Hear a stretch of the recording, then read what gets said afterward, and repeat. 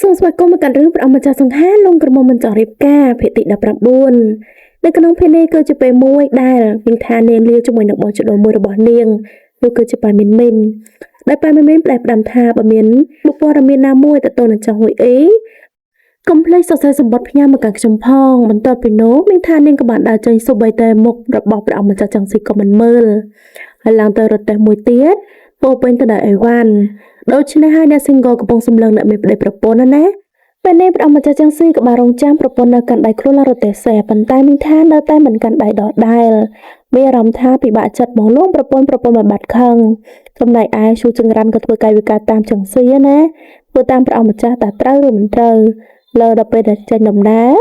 ពេលនោះនាងមកសម្លឹងមកពីចម្ងាយនិយាយជាមួយនឹងបរិះនៅនិកាយហៃជឿនថាត្រូវធ្វើចណាក៏ដោយកុំអរទេសេរបស់ព្រះម្ចាស់ចង្ស៊ីឈៀងទៅដល់លេងចុកឲ្យសោះនេះគឺជាអ្វីដែលលោកទទួលបានគឺប្រាក់មួយកញ្ចប់ធំហើយបន្ទាប់មកចង្កាត់តាមផ្លូវឈូចង្រាសួរថាតើក្នុងនាមជាប្រពន្ធចង់កញ្ញាជិនជីតើធ្វើអ្វីខ្លះទៅគ្រាន់តែការពារតែប្រនាងជិនជីនិយាយថាខ្លួនគឺជានៅក្នុងឈ្មោះពិសេសនៃជិនជៀនដូច្នេះហើយបើសិនជាជួយជាងនៅចិត្តព្រះម្ចាស់ខ្លួនមិនច្បាច់ធ្វើទៀតនោះទេ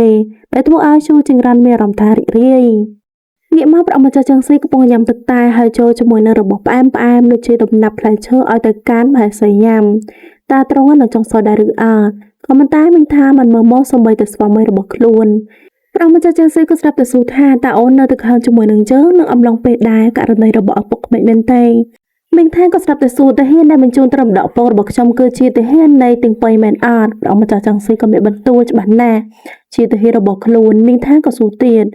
ចុះតើតើជាមួយនឹងពន្ធរបស់ខ្ញុំនេះគេចោទថាជាជនក្បត់ជាព្រះម្ចាស់មានការពាក់ព័ន្ធដែរឬអត់ហើយជាអ្នករឹបអូសមែនទេ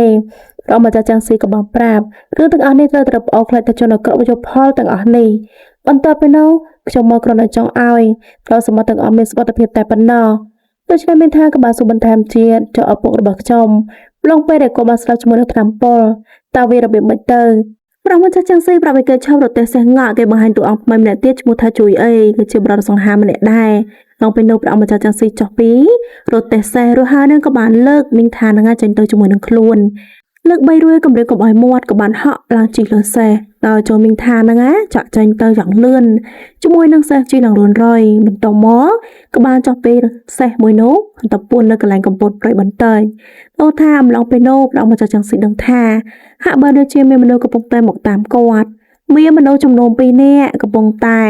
ជិះសេះទៅតាមសេះរបស់ព្រះម្ចាស់ទាំងបីចង់លឿនដូច្នេះจะកลับមកនៅផ្ទះខ្ទមដ៏តូចដ៏ស្រស់ស្អាតតែមើលទៅដូចជាក្រីក្រ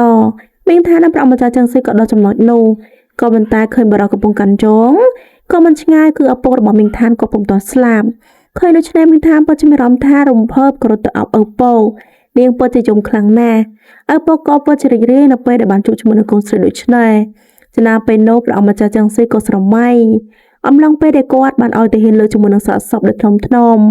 ដើម្បីបញ្ជូនទៅគ្រួសារនៃសពហើយអ្នកដែលបញ្ជូនហើយចូលសាកសពចាក់ចេញទៅនោះគឺជាចាស់ហួយអីចំណែកលោកម្ចាស់មេងវិញគឺនៅក្នុងអេវ៉ាន់ដែលដាក់រទេះសេះដោយចាស់ហួយអីហើយគាត់កំពុងតែដឹងខ្លួនបន្ទាប់ពីសម្លាប់អស់រយៈពេល1ម៉ោងបបបាយច្បាស់នេះវិញលោកម្ចាស់មានប្រាប់ទៅកាន់កូនស្រីប្តីរបស់ឯង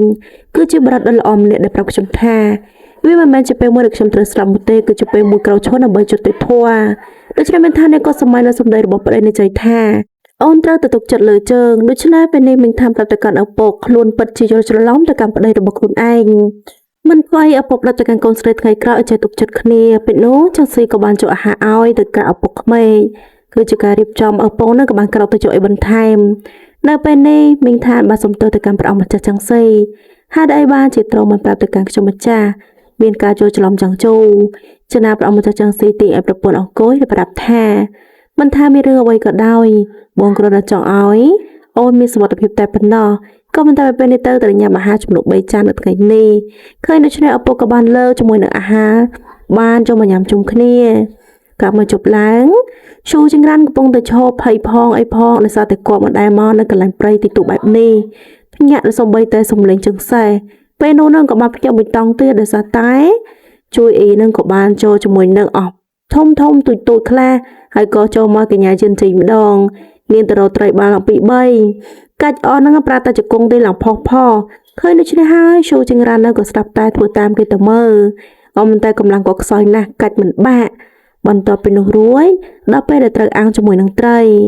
អាំងម្ដាយចូលចង្រានក៏បានសួរទៅកាន់ជិនជ័យថាជាធម្មតាហ្នឹងនៅកន្លែងវិមានព្រះអង្គម្ចាស់ជាងស៊ីគ្រាន់តែធ្វើកិច្ចការដូចជាការពារទៅកម្មព្រះម្ចាស់តែប៉ុណ្្នឹងទេ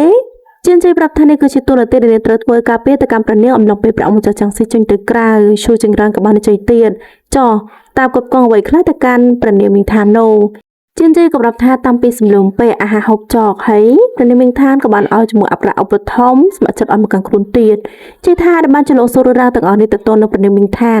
ទៅលោកគឺជាមិត្តភក្តិរបៀបម៉េចជាអ្នកប្រាចង់លុបប្រពន្ធមិត្តភក្តិមែនទេដូច្នេះជួយចង្រាននៅជ័យចូលច្រឡំហើយវាគឺជារឿងមួយដែលខ្លួនគ្រាន់តែចង់ដឹងទៅតនៅជ័យតែប៉ុណ្ណោះសម្ដីទាំងអស់នោះជ័យនឹងមិនជួតទៅសោះនាងក៏បានចាត់ទុកថាសម្ដីរបស់ជួចង្រានណាមើងងាយទៅកាន់ព្រះនាងដែលជាប្រពន្ធរបស់ព្រះអង្គម្ចាស់នាងក៏បានហុចត្រូវនោះបោះឲ្យទៅកាន់ជួយអីជំនួសខំមួយម៉ាត់យ៉ាងផ្អែមប៉ុន្តែជួចង្រានសួរថាជារបស់កញ្ញាចិនជីឲ្យមកកាន់ខ្ញុំហេតុបានជាឲ្យញ៉ាំដូច្នេះបន្ទាប់ពីនៅចង្កាត់មកខាងទូស្រីនេះវិញនាងកំពុងតែមានអារម្មណ៍ថាដីមិនស្នុកបបមិនលហើយដោយសារតែងូតទឹកក៏មិនបានងូតសក់ក៏មិនបានកក់ដូច្នេះព្រះអង្គម្ចាស់ចង្ស៊ីក៏ស្ដាប់តែអង្គុយចោដោយត្រង់នោះបានដោះស្បែកជើងគេជាមួយនឹងប្រពន្ធប្រាប់ថាគេឲ្យល្អថ្ងៃស្អែកនេះត្រូវតែឆាប់ក្រោកពីដំណេកពីព្រឹកព្រលឹមពួកជននឹងបន្តដំណើរទៅមុខទៀតហើយគាត់ប្រាប់ទៅកម្មហេសីខ្លួនថាកុំឲ្យមានអារម្មណ៍ថាទន់ទ្រាំជាងនេះបានគួរឲ្យតែកម្មហេសីខ្លួននឹងបានសម្រាប់ឲ្យបានល្អកុំមកព្រឹងស្អែកឡើងតាមម្ចាស់ចាស់ស៊ីនឹងក៏បានយកទឹកដួសចាក់លើសក់របស់ប្រពន្ធខ្លួនហើយក៏បាននិយាយបណ្ដាលថានៅពេលនេះមានអារម្មណ៍ថាល្អហើយឬនៅមីងថាក៏បាននិយាយមិននឹកគិតថាព្រះអង្គម្ចាស់ក៏ចែកជាមួយនឹងការកក់សក់ដែរព្រះអង្គម្ចាស់ចាងស៊ីក៏មានបន្ទូលថាចេះដោយសារតែគាត់នៅចិត្តប្រពន្ធគាត់ហ្នឹងណាមីងថានក៏ស្ដាប់តែលងលក់ជាមួយនឹងដំណេករបស់នាងបាទការកក់សក់ធ្វើនាងមានអារម្មណ៍ថាស្រស់ស្រាយងាកមកស្លាកសញ្ញាសម្ងាត់របស់ឆ្មាំងជឹងជាងឆ្មាំងរបស់ព្រះអង្គម្ចាស់ចាងស៊ីនៅទាំងប៉ៃនៅពេលនេះជិនជីនាងក៏ប្រាប់ពីនៅមិនចម្ងាយឆ្ងាយទេបន្ទាប់ពីយើងធ្វើដំណើរទៅដល់លីងជើក៏មិនតែអ្នកដែលប្រកែកមើលផែនទីនោះគឺជាឈូចង្រានបាននិយាយថាផែនទីយើងនៅឆ្ងាយទៀតប៉ុន្តែខ្ញុំកំពុងគិតថាតើចៅហ៊ុយអីនោះទៅមានសុវត្ថិភាពដែរឬអត់បើតាមមើលតាមស្លាកសញ្ញានេះយិនជ័យបានប្រាប់ថាចង់ហ៊ុយអីប្រកាសច្បាស់ទៅដល់នៅរដ្ឋធានីនៃលៀងជើកុំបារម្ភអីដូច្នេះហើយជូចង្រានក៏គិតនៅកន្លែងដែលគ្រោះថ្នាក់បំផុតលៀងជើនឹងគឺជាកន្លែងសុវត្ថិភាពបំផុតរបស់ចង់ហ៊ុយអីទោះឲ្យជិនជ័យសរសើរថាអ្វីដែលពិសេសលើខ្លួនរបស់ជូចង្រាននោះគឺជាខួរក្បាលល្អរបស់លោកហើយពេលនោះជួយអីក៏បាននិយាយថាដល់ពេលហេតុពួកជើងត្រូវចាក់ចេញទៅលៀងជើរកជំនួយរបស់ជួយជីងពេលដែលជីសេទៅនៅសល់ឡើយតែឈូចង្រានហៅថាឲ្យអ្នកនាងចិនជីចាំខ្លួនផងចិនជីនឹងក៏បានបកស្រាយមកវិញបាននិយាយថាជាធម្មតាខ្លួនជីសេតែម្នាក់ឯងមានល្បឿនលឿនបំផុតដូច្នេះហាក់បីដូចជាមិនចង់ឲ្យនរណាគេជីជាមួយក៏មិនតែដោយសារការអាណិតរបស់នាង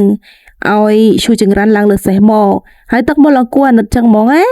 ចិនជីនាងហាក់បីដូចទ្រាំមិនបានទេអាណិតនាងក៏បានលើកឈូចង្រានឲ្យឡើងអង្គុយនៅលើសេះជាមួយនឹងនាងអង្គុយនៅមុខទៀតរៀបរយចេះតែខ្លួនមិនចេះជីសេជិនជីនាងក៏បានចាប់ជាមួយនឹងខ្សែសេះហើយនាងក៏បានចាក់ចេញទៅខាងមុខងាកមកលោកម្ចាស់មីងនៅវិញកំពុងតែយកជាមួយនឹងរទេះសេះរួមទាំងសេះមួយឲ្យទៅកាន់កូនស្រីរបស់ខ្លួនដែលផ្ដាំថាមើលថាបានល្អកូនស្រីវិញបានអរគុណទៅកាន់ឪពុកហើយក៏សុំទោសពេលដែលកូនស្រីកាលពីមុនមិនដែលយល់ពីចេតនាល្អរបស់ឪពុកទាល់តែសោះពេលនេះតើកូននឹងស្វែងរកជ្រៅធម៌ដើម្បីជួយទៅកាន់ជាតិធ្វើឲ្យលោកម្ចាស់មីងពិតជាមានមោទនភាពខ្លាំងណាស់ចំពោះកូនស្រីចំណាយក៏មានកូនស្រីដ៏អស្ចារ្យមួយដែរហើយពេលនោះផ្ដាំទៅកាន់កូនប្រសាជួយមើលថែទៅកាន់កូនស្រីរបស់ខ្ញុំធ្វើទៅបិទតានាងពូកែងងងក់ក៏ប៉ុន្តែនាងក៏មានហេតុផលចាស៊ីនឹងក៏បានប្រាប់កុំបារម្ភឲ្យឪពុកក្មេងបើសិនជាមានចំណុចមួយខគឺមិនមែនជាយើងនោះទេគឺជាអ្នកខ្លះចង់សម្ដៅទៅប្រពន្ធហ្នឹងណាការធ្វើដំណើរដល់ខាងមកប្រពន្ធហ្នឹងក៏បានរួនលោមទៅកាន់ប្តីថាកុំឲ្យខឹងរឿងវាខុសទៅហើយឲ្យវាហួសទៅចោលថ្ងៃក្រោយខ្លួននឹងមិនធ្វើបែបហ្នឹងទៀតទេខ្លួនចង់ដើរលេងនៅជុំវិញផ្សារនៅលេងជើហើយហេតុបានជាមិនឆ្លើយតបអញ្ចឹងប្តីក៏និយាយចង់ទទួលបានកិច្ចព្រមព្រៀងមួយទៀតកុំខឹងដាក់គាត់ហើយខឹងចំណាក៏មិនប្រងើយកន្តើដូចជាសពថ្ងៃនេះដែរហើយនេះគឺជាកិច្ចព្រមព្រៀងមួយបន្តរបស់មីងថានរួមទាំងព្រះអង្គម្ចាស់ចង្ស៊ីនៅទី3កម្ពុជាជីនៅវិញកំពុងតបាយអង្គរក៏គ្រូជាមួយនឹងមាន់កកមានមាន់ញីមានមាន់ឈ្មោល